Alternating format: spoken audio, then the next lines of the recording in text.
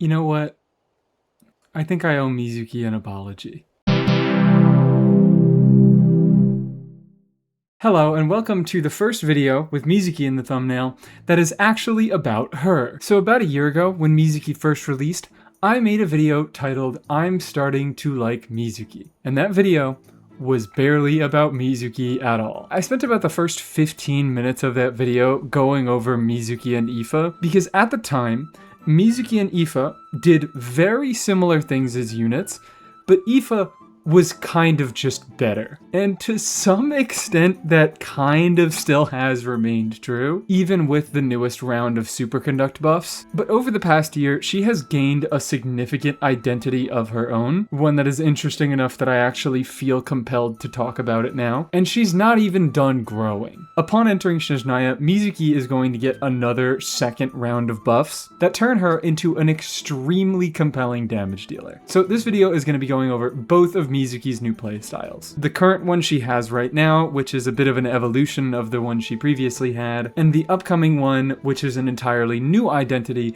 as a stellar-swirl DPS. Although first, we actually do have to talk a little bit about Aoife.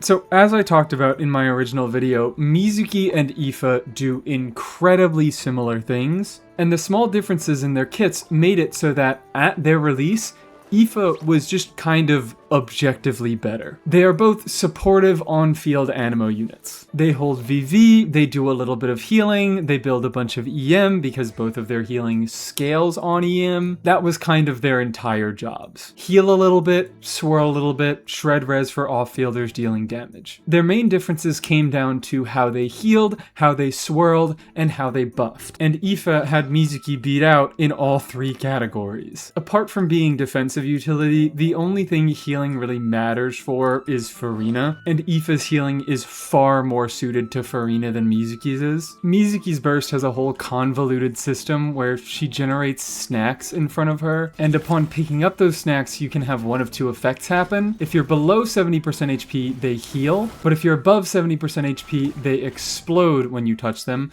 dealing some anemo damage, although the anemo damage is pretty low, so usually that's just used to trigger swirls. Only healing single target and needing to be below a certain HP threshold makes her healing kind of awful for Farina for a lot of reasons that I go into in that original video. Meanwhile, Aoife, he heals in much lower singular amounts, but he heals the full party automatically whenever he fires off a normal attack. No weird thresholds, no energy needs, no odd conditions, no need to mess around with snacks. He just heals full party. Second comes to how they trigger their swirls. Mizuki does have a small upside over Aoife in this category, as she launches out little bursts of anemo damage automatically throughout her skill's duration. Meanwhile, Aoife does normal attacks to do his anemo damage and trigger his swirls. While Mizuki doesn't have to do normal attacks to do her anemo damage, she also can't do normal attacks. While she's in her skill, she just can't activate any abilities that rely on doing normal attacks to perform. The small upside that she has over Aoife is that her damage happens automatically, so even if you get hit, her anemo clouds will continue to fire off and you will continue to get your swirls. But at the time of her launch, that slight increase in comfort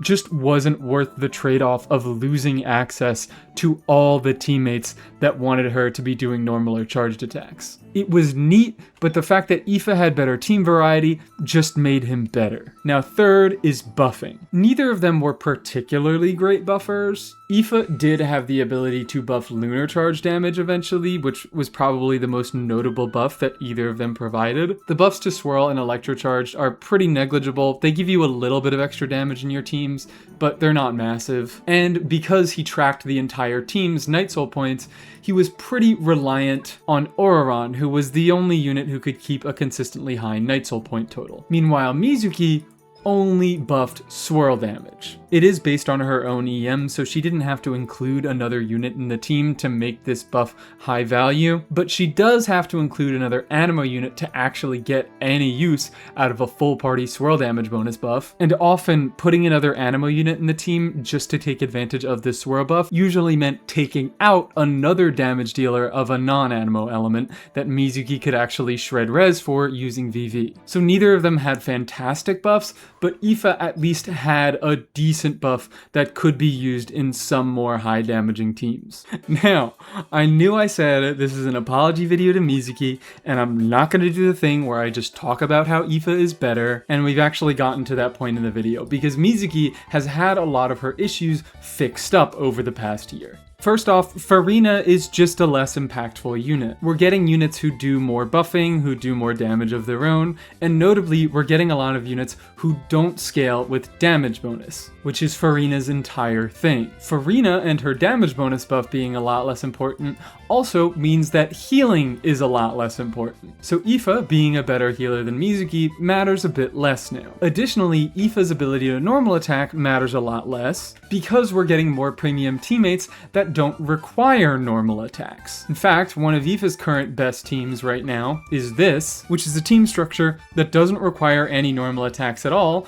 and therefore, Mizuki can fit in just fine. Lastly, let's get on to the buffing, because with this past series of buffs, Mizuki actually has a notable full party buff now. She shares 10% of her EM full party. That's a much bigger deal now that we're getting lunar and stellar units who deal direct reaction damage with their kits and like EM as a damaging stat. So Mizuki has gotten some actual buffs, and the general atmosphere of the game has gotten a lot less hostile towards her weaknesses. So right now I consider a C0 Mizuki and a C6 Aoife around equal power level, but as we're going to get into, Mizuki has an entire new playstyle that rockets her way past Aoife, and even if she wasn't getting that, she scales pretty well with her constellations right now, and even a C1 Mizuki I consider to be significantly better than Aoife. Even though Aoife is kind of left behind, I'm just happy that for now, they both have their place in the game. They both have a reason to exist. Previously, it just felt like Aoife was better and that was the end of the story,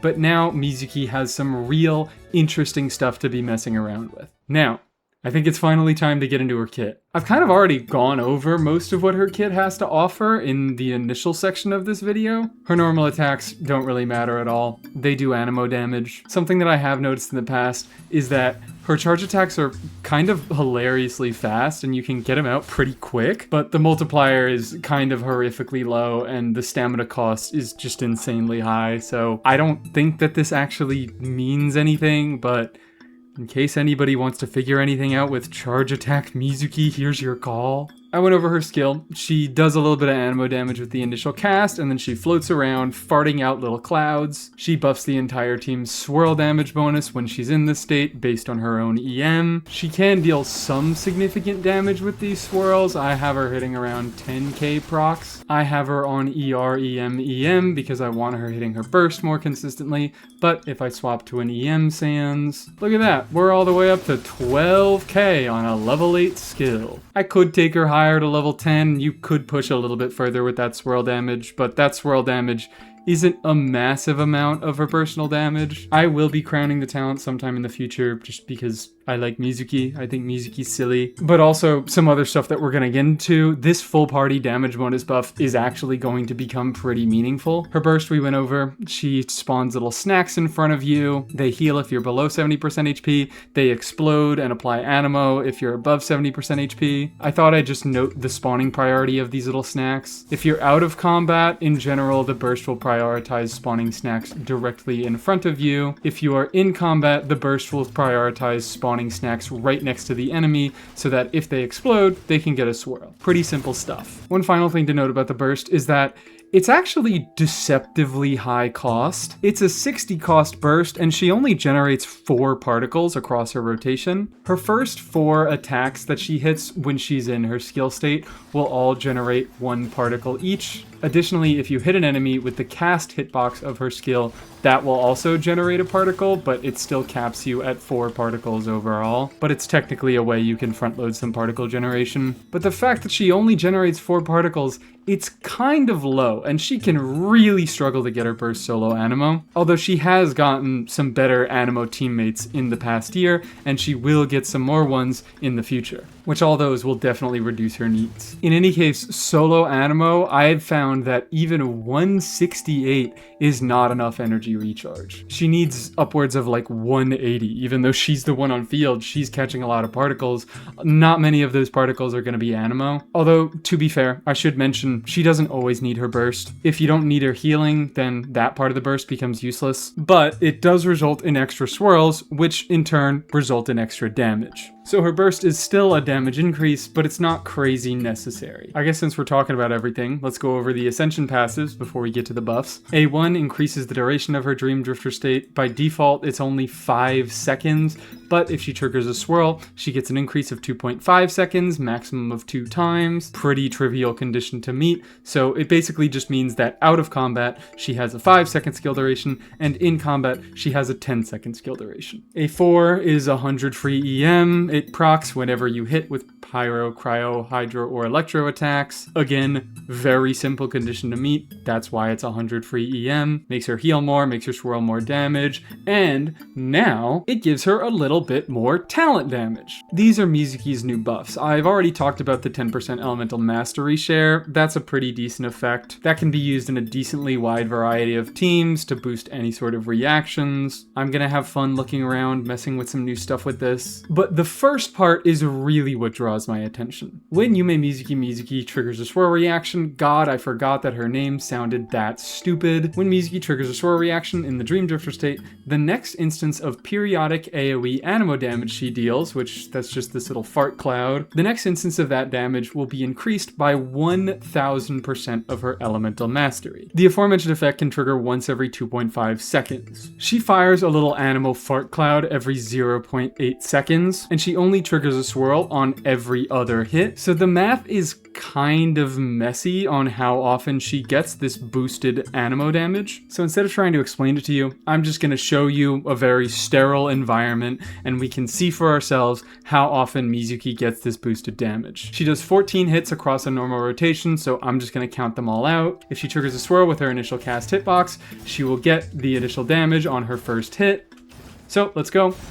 1, 2, 3, 4, 5, 6, 7, 8, 9, 10, 11, 12, 13, 14. She gets this initial anemo damage around 4 times in a rotation on her first hit, her 5th hit, her 10th hit, and her 14th hit. You might have noticed that this boosted damage doesn't happen at regular intervals. Sometimes there are only 3 hits between the boosted damage, and sometimes there are 4, and that's due to a lot of reasons. In general, this passive is just kind of messy to figure out the exact value you're gonna get out of it. Unlike a unit like Durin, who hits exactly every 1 second and applies Pyro exactly every 2 seconds, Mizuki fires her attacks a little bit faster and therefore swirls a little bit faster than exactly every 2 seconds. It's also notable that the hit that caused the swirl won't get the boosted damage. The next hit does. So the boosted anemo damage hits and the hits that are triggering swirls desyncing causes a little bit of shifting around in when exactly you get your coordinated damage. Additionally, she has to actually trigger a swirl, meaning that you have to have enough off-fielders that can keep up with her swirling. This isn't a massive problem in teams where she's the only anemo unit, but in teams where you have 2 anemo units both doing swirling, that's where things can really start to get messy. Additionally, we haven't even talked about her burst. All this passive asks for is that she trigger a swirl while in her Dream Drifter state, and her burst triggers swirls of its own at intervals of its own, causing you to get messed up even more. In any case, you can expect to get around 4 procs out of this passive in a given rotation. That means an additional 4000% EM scaling anemo damage coming out of Mizuki throughout her rotations, which sounds pretty decent, but it's kind of not. It's more damage, don't get me wrong. I'm happy to have more damage coming out of Mizuki in whatever form it comes in, but the damage that she gets from this passive and the damage that she gets from her swirls across a rotation is roughly similar. So effectively, what they did with this passive is they just doubled Mizuki's damage. They gave her a little bit into swirl and a little bit into anemo damage. And doubling her damage still hasn't made her a great character, but I think that it's given her a very solid niche, and she at least has enough fun stuff in her kit to mess around with now. She is no longer just a worse Aoife, she is an Aoife that has a few different conditions, a few different strengths and weaknesses, and she deals a little bit of anemo damage. Just to illustrate my point, let's give her a little bit of a crit build. She's on 4288, 845 EM. As we're gonna go into, her base build path without any stellar damage is actually still triple EM. EM is a pretty valuable stat for her. Like I mentioned, this stat is doubling the base damage of Mizuki, but that means that half of her damage is anemo damage and half of her damage is swirl damage. So stats that only benefit one or the other, aka crit and damage bonus, only benefiting the anemo damage, aren't as valuable as EM, which benefits both her anemo damage and her swirl damage. So I'm going mostly EM with a slight skew towards crit. Wow, don't look at that goblet, it's not important. I'm gonna be running this team with Faron, who is of course there to giga buff Mizuki's anemo damage, and also Faron shall be on Serenade. Not only to buff these two, but the extra 120 EM to Mizuki is going to be greatly appreciated. It's a good damaging stat on her. So just to see the breakdown on this team, even with a team that is fairly suited to her strength, it's mixing her ability to be an on-field driver and her ability to be a bit of a damage dealer. She's receiving a decent amount of buffs, most of the buffs that she reasonably can receive, a decent amount of EM from Inefa and Serenade, as well as all the things that Farazan provides for anemo damage, and she's still only reaching 15% of the contribution in a team that's doing 77,000 DPS. Doing the math, that's only around 11,000 DPS. Not particularly impressive. Yes, her damage got doubled, but when it got doubled from such a low baseline, it's still not great, just notable and something that you can build around. This basic playstyle doesn't get particularly good until you start looking at her constellations. C1 occasionally gives her a larger swirl based on 1100% of her elemental mastery, and it also gives an identical anemo damage attack to her new buffed passive. Both of these effects are on a 3.5 second cooldown, which greatly increases the damage that she can put out, both swirl damage and anemo damage. It practically doubles the anemo damage that she's getting out and provides a pretty decent increase to her swirl damage. This, once again, is a very significant damage increase, but like I mentioned, it's on a pretty low baseline, but it still serves to make Mizuki a much more powerful damage dealer. Don't expect anything crazy, but her role makes a lot more sense with C1. C2 is another pretty significant damage boost. She gives a full party damage bonus buff, 0.4% damage bonus for every point of EM that she has. It's actually not very big, considering that a lot of her best teams don't use damage bonus anymore, and the fact that it doesn't give anemo damage bonus. The much more significant effect is the added on effect that she got with her buffs, where she shreds res for all Fek elements plus anemo by 20%. The damage bonus part of this constellation has the issue of not working particularly well with any of the stellar or lunar damage dealers or Mizuki herself, whereas the res shred part works perfectly with both. Lunar and stellar damage dealers are affected by res shred, and the fact that it shreds anemo res makes sure that Mizuki additionally gets some of the benefits. C3 through 5 are pretty terrible, as they often are. These really stand out as the standard constellations. C3 is probably the best, as talent levels on her skill increases the amount of swirl damage buffing that she's doing, but really, it's not all that important. C5 greatly increases the consistency of her healing. The baseline effect is that the snacks, instead of choosing between healing or bursting, they will always heal and burst, as well as give Mizuki some energy, so she gets her burst a little bit easier. But the new effect is that they also heal a nearby party member with the lowest HP among the party for 266% of her elemental mastery. That is around the same amount of healing that you get from a crowned burst, so it roughly doubles the amount of healing that you're getting from Mizuki. Therefore, doubling your fanfare generation, this constellation basically makes her usable with Farina. But granted, Farina isn't on many of Mizuki's best teams anymore, especially not after she gets her stellar buffs. C5 is horrible, it's more healing, and then C6 follows in the footsteps of both her C1 and her C2, providing a pretty significant damage increase to her regular anemo damage and her swirl damage. Swirls get a fixed amount of crit stats at 30% crit rate and 100% crit damage, which is just a 30% damage boost across the board. If they're dealing double damage 30% of the time, that averages to 30% extra damage. And the secondary effect, every point of EM that Mizuki has past 500 increases her crit rate and crit damage up to a max of 20% crit rate and 80% crit damage. This passive maxes out at 1000 EM. It's not very difficult to meet, but this also kind of helps us get into Mizuki's stellar buffs, as even though Mizuki has gotten buffed once, she is far from being done. In beta, she has gotten an entire new effect attached onto this buff passive that makes it so that if you are in Stellar Swirl Radiance, which you get by triggering Stellar Swirl, it's the exact same thing as Stellar Conduct. Triggering the reaction puts your characters in a state where they can start dealing Stellar Swirl damage. Not only does she get this base 1000% hit of regular anemo damage, but she also gets a 1000% hit of Stellar Swirl anemo damage. Yeah, I was actually kind of surprised about that. She deals anemo reaction damage. She doesn't deal cryo reaction damage. Now, even though the Stellar Swirl damage has the exact same scaling as her regular anemo damage, it is a lot more impactful. There are going to be a lot of ways to buff it in upcoming artifact sets.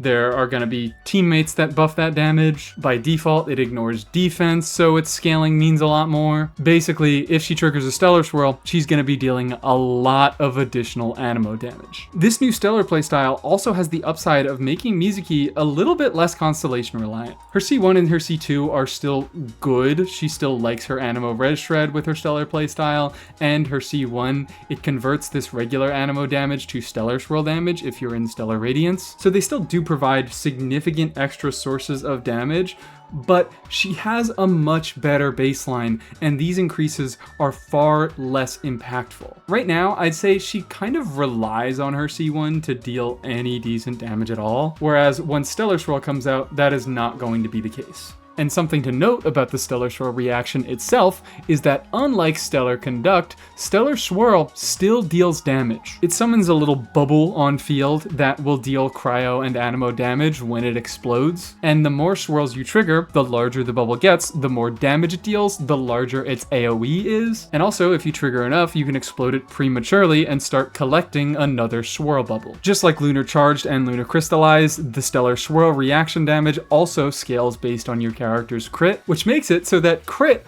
will be a much better stat on Mizuki. Like I mentioned, the issue right now with crit is that she basically splits her damage between regular anemo damage that can crit and swirls that can't crit. So while crit is a nice stat, EM still has a little bit more value, but when she gets her stellar damage buffs, she's going to be doing a lot more talent damage, which pushes the needle in favor of crit, and her reaction damage is also going to scale with crit. Granted, EM is still a fantastic stat on Mizuki post-stellar buffs. First off, with someone like Nefer and Lauma, she effectively gets to double dip in what EM does for her stellar damage. Not only does the base hit scale off of EM, but she gets stellar damage bonus when she's building EM. So if we're comparing to a character like Flint's, who uses attack scalings at a baseline and gets EM for damage bonus, he has to choose between whether he wants to build attack or EM. Mizuki doesn't. She gets damage bonus and base scaling from the same stats. Additionally, her skill is getting a little bit of a buff, and it's going to go from just buffing regular swirl damage to swirl and stellar swirl damage. So she gets to triple dip in what EM does. She gets base scaling on her talent damage, she's going to get reaction damage bonus, which gives her a little bit of damage bonus on that talent damage, and her skill gives additional damage bonus based on EM. And that damage bonus is full party. Her whole kit is built around wanting significant off-field damage dealers, and she is going to get one in 7.0. Odette is coming out as a generic stellar off-field unit. She deals regular cryo damage that can be converted into either stellar conduct or stellar swirl damage based on whatever reaction you trigger. So EM on Mizuki gets you base scaling on your talents. It gets you reaction damage bonus, which now that she's dealing a lot more significant reaction damage, that matters more. It gets you an additional full party buff to your stellar swirl damage. And the last thing I haven't even mentioned, she also shares EM. And if that wasn't enough for you, it also helps her healing. So yes, crit is going to be a lot better on Mizuki in the upcoming patch because she deals a lot more damage and a lot of it is going to be crit scaling, but she still has a lot of reasons to be building EM over any other stat. While EM crit builds are going to be much easier to achieve, I expect the optimal thing that Mizuki can do is to go full EM main stats and look for crit substats. EM is just so unbelievably valuable on Mizuki even right now, but also going into the upcoming patch where she's going to be dealing some more significant damage. And while I would love to talk about gear, I kind of can't. Right now, we're still in the early stages of the 7.0 beta, and there's a lot of weird stuff going on. Like, there is a dedicated swirl set, but no one really uses it because of how good the buffs to VV are. The upcoming buffs will provide some changes to VV, increasing stellar swirl damage by 60% as well as regular swirl damage, which is just numerically better than the 40% that the dedicated stellar swirl set provides. And right now, for some reason, dealing stellar swirl damage also procs the effect of VV and lets you shred res for the element. So if you equip it to a character who can deal cryo stellar swirl damage, they can get 60% damage bonus and shred res for themselves. It's kind of ridiculous. It feels unintended. So it's hard to really give gear advice right now when everything is so up in the air and has a lot of potential to get changed. What I can tell you is that VV is still likely going to be a very good set. As of right now, it's already a good set on her. As I mentioned in my last video, she does a good portion of anemo damage and swirl damage, and VV provides offensive value for both of those types of damage. The fact that it shreds res is just an additional nice side effect that helps her off-fielders deal a little bit more damage. The anemo damage bonus is going to matter a lot less going to Snezhnaya because in comparison, her regular anemo damage is going to be doing a much smaller percentage of her total damage, but the swirl damage bonus and the res shred is still going to be pretty useful for herself and her off-fielders. Editing these here.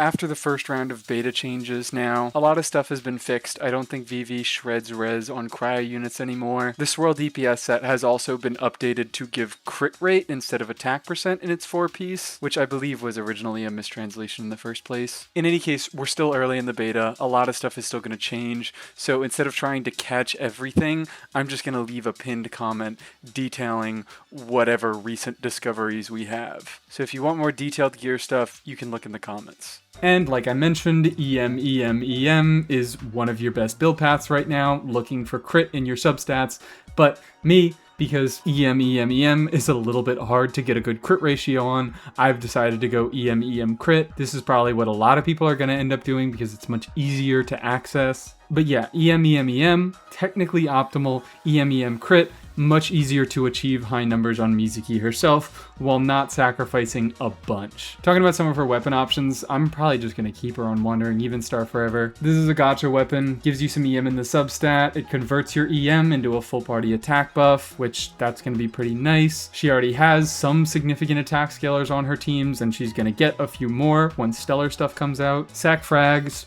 is an option. The passive really doesn't do anything at all, but at least it's a low base attack, high substat EM stat stick. If you have it, Aetherlight Spindle Loot, really nice, gives a similar amount of EM as Sack Frags while also giving you some energy recharge, helps her get her burst up more often. I know Hakushin Ring was widely regarded as her best weapon option when she first came out, but now it's just not nearly as good. It specifically relies on electro reactions to get the damage bonuses. She used to be run in a lot of electro charged teams, but now that she's going to be running in Stellar Swirl, she doesn't run electro units, and even in Lunar Charge, which is her current best team, neither Columbina nor Inefa make great use of damage bonus. Columbina does have some significant damage in her skill, but she doesn't build into it very much. In any case, Hakushin Ring is just not nearly as good as it once was. I would either go one of these EM stat sticks that I mentioned, or we do have an upcoming craftable. It's an attack percent substat weapon, which that isn't very useful. Most of the value is in its passive,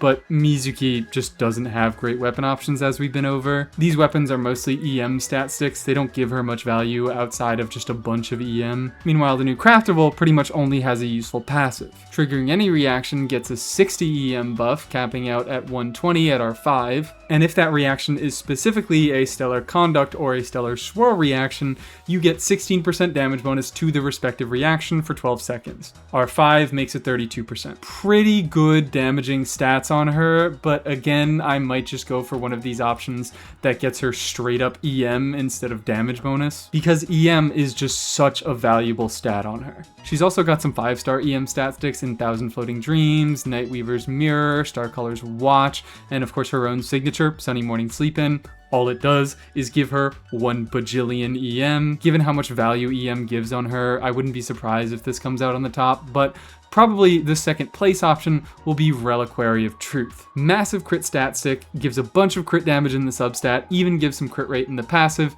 and it gives you 80 EM when you hit a skill, which is very easy for Mizuki to do. Crit obviously puts much more of a focus on her own personal damage, whereas EM strikes a balance between personal damage and full party buffing utility, but it's still going to be a pretty competitive option on her. And I don't really want to do a ton of teams, but I do want to do some notable shoutouts for units that she is particularly good with right now. Of course, Columbina and Effa are Columbina and Effa. Mizuki is not bad for them at all. She gives her full party EM buff, she triggers some swirl, she shreds from res for them, she does a little bit for them, they do a lot of damage for her. Nice and symbiotic relationship we got going on. Now I want to mention Farazan, because Farazan, while she's just okay right now, she's about to get absolutely crazy. Farazan is of course the anemo buffer. She shreds anemo res, she gives some damage bonuses, she gives even a little bit of crit damage in her C6. And while the amount of anemo damage that Mizuki is doing right now isn't the biggest, it still is enough to where there is some synergy between them. I actually find that in this team in particular, Farazan is the best in slot option. I've tried running Sucrose, but she just isn't better. Running Farazan on Silken Moon Serenade just gives you full easy uptime.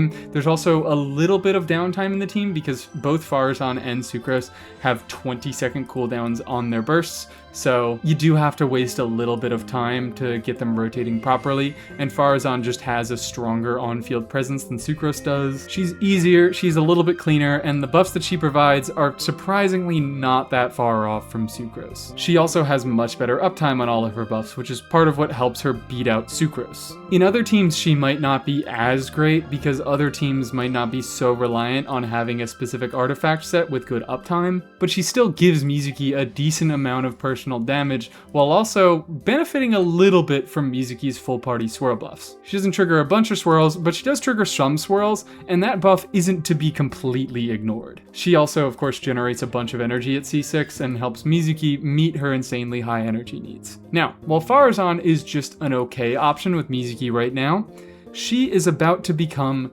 stupid. As I mentioned, Mizuki is about to be getting a bunch of stellar swirl damage in her kit, and that damage is anemo damage. While there is a small portion of Farazan's buffs that's dedicated towards damage bonus, that's only a small portion. She still shreds res, and she still gives that crit buff, which both apply to reaction damage. Her helping out Mizuki's energy needs will also supply Mizuki with more swirls in her teams, because generally that's what her burst does. The healing is not incredibly useful incredibly often, so it often just gets converted to more swirls, and more swirls is going to translate into much better damage in her Stellar Swirl teams. Additionally, the Stellar Swirl reaction itself deals damage, and Farazan's buffs are going to affect that. Farazan is just about to be absolutely nuts with Mizuki, which of course brings up the sad fact that Farazan is very difficult to use as an off-fielder before C6, and like I mentioned, even part of her buffs are contained within her C6 in that 40% crit damage, but her energy needs are nearly impossible to meet without this,